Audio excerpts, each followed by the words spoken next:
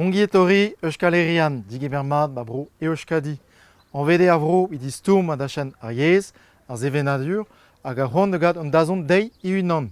Ken ave gwelet aliz vel ur barados wit emzaverian breiz. Met ispen an historioù disavel, hal displegant te brau an treo an man. Barrege an Euskariz, denem ozan a de sevel rakresou astrol, hag a gas an treo a rok. Se zo kozo deut bagat tudioang de skipai gwell brodel an brezonek, de breno skian war tachen festival Euskal Herria souzenean. Dom da vel gante penaos tremen an treo, petal indiskat.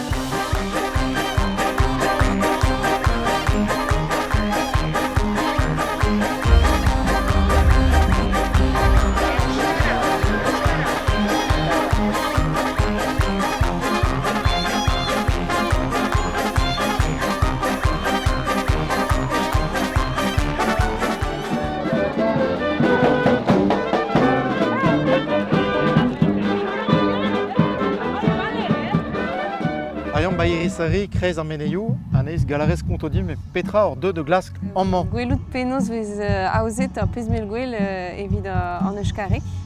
Evel e reomp ni evit ar brezonek, me kalz bihan ar vit poen. Perak e pouezus gant le festival vese wit DRLB war yez, manj dit.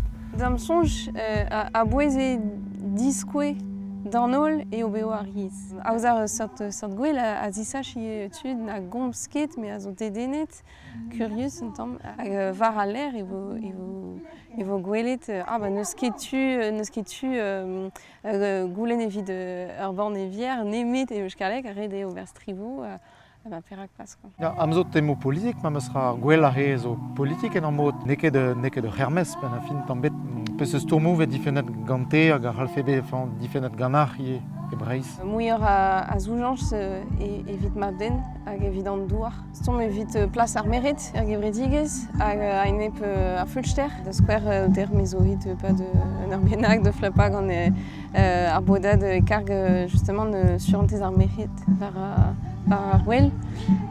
Neus komzet eus penaos vez laket ur protokol a enep an tagadennoù, petra ar war vez, ma vez unan, hag in a ya kalz rebel egedomp var sort a begou a damp sonj on eus kalz de zastum a d'adober e breiz. Norekin egin aprobar, EHZ-etan aldatzen dira, inertziak ta denborak, ta egoaldetik. Am an hom an diolenn o pot a raparti deus penons oz adur festival. Nondik e torrida soure indara, pestako indara. Pestako indarra, nondik etorri da, deia eguralditik eta gero girotik. Da diendea, ikusten da diendea lanen ari dela, ikusten da dela giro berezi bat hemen festivalean, beraz horrek emaiten du energia, indarra eta segitzeko emeia eta hala. Un peu quel est le secret de la réussite de ce festival? C'est le bénévolat tout simplement. Ici aujourd'hui, sur les 3 jours, il y a 450 bénévoles qui bossent sur le festival. Donc voilà. Et puis ensuite, c'est un festival qui a su se reproduire dans la durée. C'est la 26e édition qu'on fait ici à Irisari, en plein milieu de la Basse-Navarre, donc une province du Pays Basque. Et donc voilà, la transmission se fait de génération en génération. Moi par exemple, j'ai été au premier festival sur mon landau, mes parents aussi ont fait bénévole et puis maintenant c'est à notre tour, quoi. Et l'équipe qui porte le festival à bout de bras est très très jeune. Comment est-ce que vous faites pour les impliquer justement C'est ça, la moyenne d'âge varie, c'est entre 18 et 25 ans on va dire. C'est une transmission qui se fait naturellement, il n'y a pas trop de secrets. Alors bien sûr, ici les jeunes aiment bien prendre des responsabilités. Enfin, on dit toujours qu'avant de faire la fête, on apprend à organiser la fête, c'est très important. Et donc voilà, tout ce savoir-faire là se reproduit dans le festival. Bon, c'est un festival il faut bien trouver des subsides, il faut trouver de l'argent. Comment est-ce que vous faites à ce niveau-là justement? Le festival est en grande partie autofinancé, les subventions publiques représentent à peu près 7% de notre budget, ce qui n'est pas non plus énorme pour un festival. Donc voilà, ensuite on se fait beaucoup prêter du matériel à droite à gauche, les artisans du coin nous prêtent du matériel. Donc, de toute façon les gens, même les artistes, les gens qui viennent savent que c'est un festival qui a des valeurs et donc voilà, tout le monde s'adapte au festival.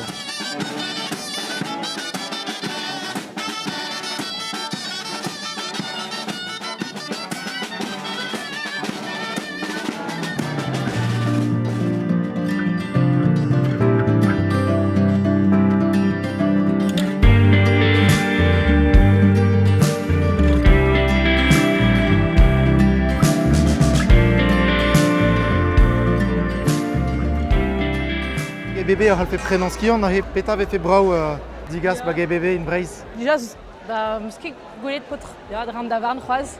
A meret zo bet laket barson taverniou. Hag ar potre da ze, ma selez tuchant Robert Arboued e kichen ar plancha. Peiat pato hag trohan legumach. Robert, ya, hag tout an drasez nemet potret. El penan treo na han. Ya, bah ouais, c'est dessus. Par si c'est, comme ça, on sait d'er pas d'ar pred hag en em lavaredon GBB neke fun. Ne ket fun a war. Ya.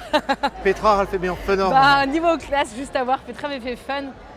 Kassib, quand m'avait scellé avant, memestra décapé vers Gendregan, nous en nu dans un nebetor qui est très gombloir. Donc, Ahe, place to be with a rayon ben a fin.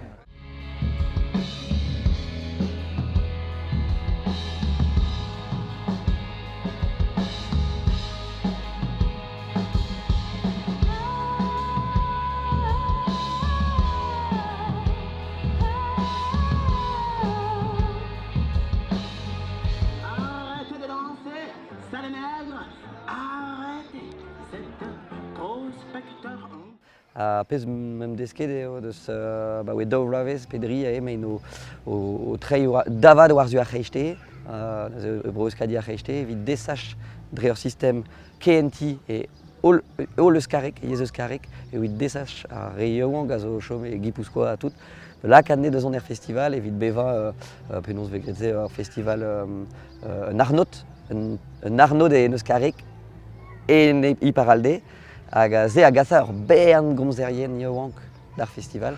Ha neuze a naozerien eus la redion no deus morsebet kemen a gomzerien emesk ar gwell hag ure veke tevet kaji met eus karek amañ. Pet oa ket gwir euro. Me Breiz ma meus raz o vro disavel mat deus brochkadi, di wistor disavel, di sevenadur, deus tagen eket dibouel ma meus raz, klas dermad kopian, lerez menojou a ne glotonkek kemenze ben a fin. Ya, ben fin gwire red etapout menocho hag a zeus tu kopian a lakad ba Breiz, da skouer mintimant mem gwelet an dra dreist hag a gerzo da meus hag a meus prant de gaz zedaben e GBB a zo klinik tro diver goude meern, un DJ a zo c'hoai, klinik ar micro d'un dud e oid plasi opozioù, hip-hop, en eus karek, me a ze fe evrezoneg e Breiz. Ne ket ur battle, ne ket ur fet konkouri, me kentor esterel dregon dirag ur publik ar pez peus kompozet, quoi. Ze a glot fe mat kenan gant ar pez eus tu ober e Breiz.